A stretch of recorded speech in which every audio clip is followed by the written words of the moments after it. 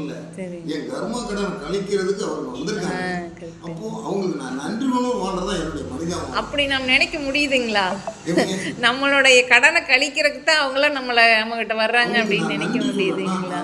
மரியாதை கட்டணம் மட்டும் இல்லை, என் கர்ம கடன் கூடிரும். சரிங்க, என் கர்ம கடன் கூடிரும். சரிங்க. ஏன்னா எனக்கு ஒரு பெரிய இறக்கி வச்சுட்டாரு. சரிங்க. அவ்வளோ விடுங்க, குடும்பத்தில் கணவன் மனைவி பிள்ளைங்க பெற்றவங்க இருக்காங்க, அவங்ககிட்டயும் இதே மாதிரி நான் வாழணும். சரிங்க. நான்லாம் வந்து குடும்பத்திலே 5 பிறவை கிடந்துட்டேன். சரிங்க. 5 தடவை மரணத்தை சந்திச்சிருக்கேன். சரிங்க. ஏசுக்குறான சும்மா விட்டாங்களா? இல்லை இல்லைங்க. காந்தி தான் சும்மா விட்டாங்களா? இந்த மாதிரி தான் வாழணும். சரிங்க. உயிருக்காக பயப்படக்கூடாது. அது அப்படித்தாங்க. எனக்கு ஒரு நாளைக்கு அங்கே போகணும். அது வரைக்கும் 20 தடவை எனக்கு உயிர் போய் வரணும்னா இந்த வாழ்க்கை வாழ்ந்துதானே ஆகணும். இன்னமும் வாழ்ந்தா வேலை முடியுது.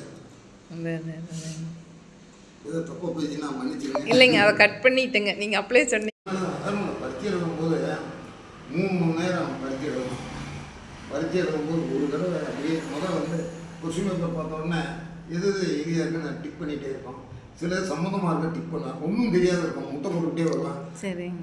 முதல் டிக் பண்ணால் மரமணம் எழுதலாம். ஒரு 1.5 மணி நேரத்துக்கு எழுதலாம். பிறகு ஒரு 1 மணி நேரம் வந்து சம்மந்தமானது எழுதினா எழுதலாம். கடைசி ஒன்றும் தெரியாத இருப்பான் தெரியும். இது எழுதுறதுக்கு 3 மணி நேரம் ஆயிடும். அது திரும்பலாம் நம்ம பார்க்க முடியாது. அப்போது நான் எழுதும்போது திருத்தம் எழுதும்போது நான் ஒரே முறை தான். சரிங்க. பாஸ் ஃபெயிலுங்கிறது அவனை சேர்ந்து, ஆனால் எப்படி எழுதுனா என்ன சேர்ந்தது. அப்போது நான் திரும்ப அதை எழுத வைக்கிறதும் அவன் தானுங்க. எப்படிங்க? அதை எழுத வைக்கிறதும் மேல இருக்கிறவன் தானுங்க. ஆனால் அவருக்கு உதவி பண்ணலாம், அவர் துணை இருக்கலாம். சரிங்க. நான் வந்து ஒரே முறை தான் செய்யணும். சரி. திரும்ப நான் செய்யக்கூடாதுங்கிற மாதிரி செய்யணும். நானே என்ன திரும்ப, அதாவது என்னன்னு கேட்டிங்கன்னா, இதில் நம்ம உள்ளே போயிட்டேன்னு வைங்களேன், உள்ளே போயிட்டோம்னா நதி மூலம் ரிஷி மூலம் பார்க்கக்கூடாதுங்கிறாங்க பார்த்தீங்களா? அதை பார்க்குறக்கு போயிட்டோம்னா வாழ்க்கையை வெறுத்து போயிருங்க.